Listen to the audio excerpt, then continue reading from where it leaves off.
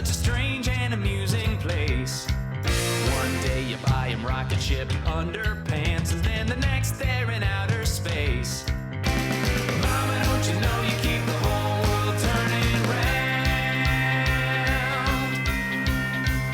Here we go! 1, 2,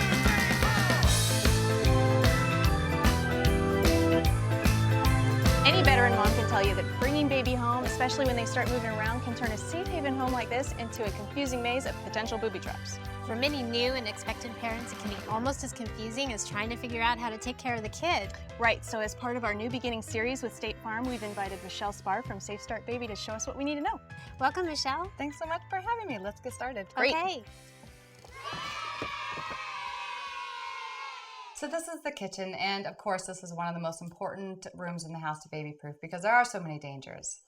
A lot of dangers. A lot of dangers. I just tell my kids, don't even get in here. Just don't even come in. My kids always like to dump the drawers and stuff. I mean, you know, you got knives, you got, all of these different things. That's right. And one of the most important things to worry about are the chemicals. Right. And it's best to keep them up on a high shelf, maybe in the garage or in a pantry locked up area on the top shelf. But that's not always realistic for all of us. Many of us keep it underneath the sink. Right. So if you do that, then you really do need to make sure you have some sort of safety device on there. This one here is a magnetic lock, but there are several different types out there. So you take the key, you put it on the outside, and it deactivates the lock. Oh, I've never seen that. That's amazing. And this is where you would have all there's of the your raid. dangerous supplies. That's right. There you go. So as long as you keep your key up and out of reach, maybe up here. If the child can't get to the key, that is then the so child can't convenient. get it. Right, and then so you can't even open that. That's right. So Let's see. now that's completely locked. Wow, it doesn't even pull out a little bit. No, Okay, no. all right. Well, that's good. Yeah. That's really good. Okay, what and else? I've seen a lot of different latches, of There course, are. too. I mean, you don't have to do the magnetic ones. That's right. So another big area that you need to be concerned about for burning would be our stove and our oven.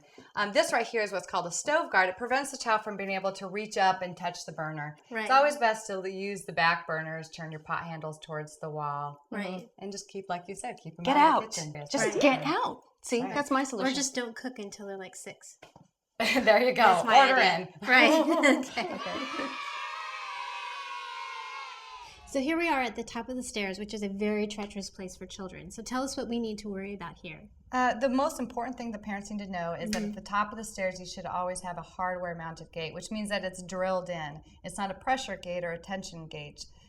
Pressure gates can come loose and then both the gate and the baby fall down the stairs. So something like this would be a gate that is hardware mounted. Okay. All right. Okay, and what do parents need to worry about with the railing in the banister? The guidelines is 3.5 inches, which is typically about the size of your fist. So if it's bigger than that, you need to put some sort of netting, plastic, or plexiglass on those areas. Okay. And from personal experience, I have found the hard way that you really do need to have carpet or running a runner down the stairs. Yeah. If it's just a wood, because they wear their socks and they That's just right. slip and they take That's heavy right. So then you have a falling hazard there as Right. well. So make sure you do have some sort of runner or that your stairs are carpeted. All right, well, let's go downstairs.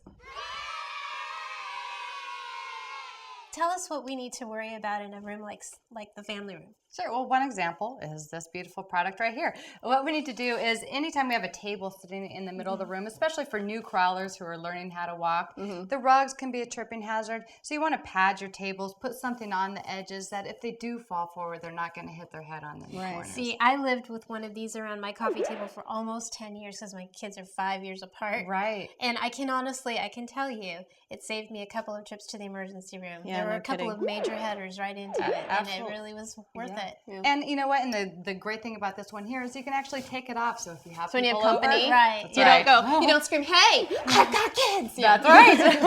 I worried about that for like the first, I don't know, Yeah, then you 2 just months. give it I was up. like, whatever. Oh yeah. So what else besides headers on the table? What else? Well, some other hazards Yeah. in the family room would be, for example, the fireplace.